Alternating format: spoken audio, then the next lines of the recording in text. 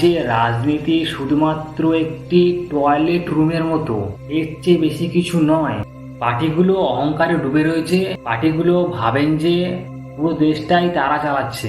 বাস্তবতা, দেশ তার নিজের গতিতেই চলছে। সরকার আমাদের থেকে হয়েছে, সরকার থেকে আমরা হইনি। আমরা সরকার চালানোর জন্য ভোট দিচ্ছি, নোট দিচ্ছি। তো আমাদের অধিকার আছে সরকারকে আদেশ দেবার, নিবেদন করবার জন্য নয়, আদেশ দেবার জন্য।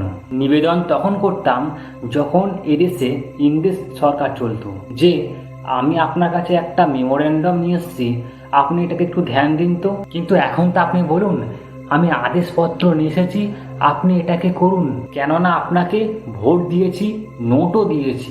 আর সরকার আমাদের চাকর, আমরা তো মালিক দেশের, কেননা ভোটার দেশের মালিক, ট্যাক্স পেয়ার দেশের মালিক। আপনি ট্যাক্স দেন ভালো কাজ করবার জন্য, খারাপ কাজ করবার জন্য নয়। আমরা সরকার বানাই ভালো কাজ করবার জন্য, খারাপ কাজ করবার জন্য নয়। তো বলুন এই কথাগুলো। আমাদেরই ট্যাক্সের পয়সা দিয়ে আপনি খারাপ কাজ করবেন, তার জন্য তো আপনাকে দিইনি। কিছু ভালো কাজ করলে করুন, না হলে যান, আমরা অন্য একজনকে নিয়ে আসবো। তো এই ঝাল প্রশ্নগুলো আপনারা করুন।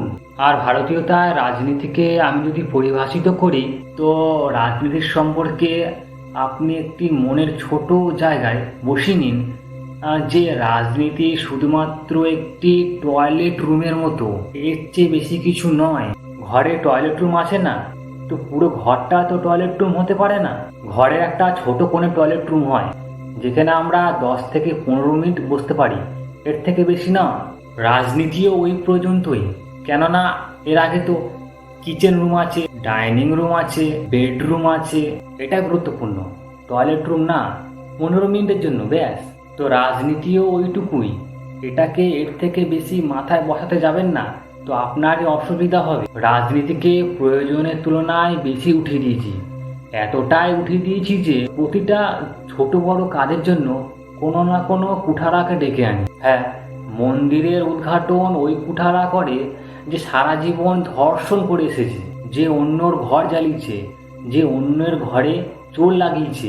রামকথার উদ্ঘাটন ওই কুঠারা করে যে রাবণের থেকেও নিচে। কৃষ্ণ কথার উদ্ঘাটন ওই কুঠারা করে যে কংসের থেকেও 10 ফুট নিচে, মানে নৈতিকতা ও চরিত্রে। আমরা সত্যি করে এদেরকে মাথায় চড়িয়ে রেখেছি। প্রতিটা ছোট বড় কাজের জন্য এদের আগে পেছনে ঘুরতে থাকেন। আসুন গো, আমাদের এখানে উদ্ঘাটন।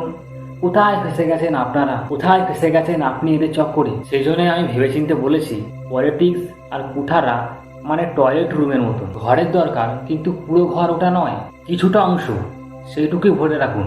সেইটুকু ভরে রাখলেই এটা সোজা থাকবে আর একদম চলতে থাকবে আপনার কথা মতো।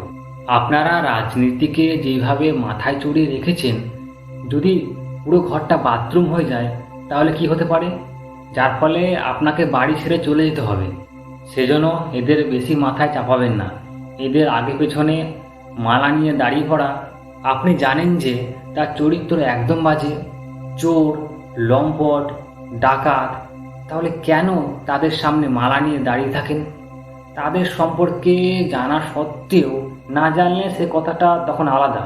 আপনি জানেন সবকিছু আপনার সামনে প্রকাশ্য, তাহলে কেন ওনাদের এত সম্মান দেন?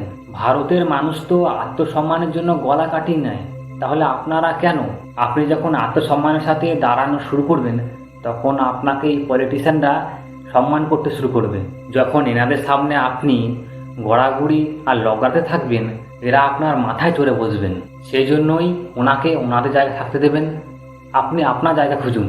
পার্টিগুলো অহংকারে ডুবে রয়েছে। পার্টিগুলো ভাবেন যে পুরো দেশটাই তারা চালাচ্ছে। বাস্তবতা, দেশ তার নিজের গতিতেই চলছে। নমস্কারম, যথা ইচ্ছাসি তথা কুরু। জয়।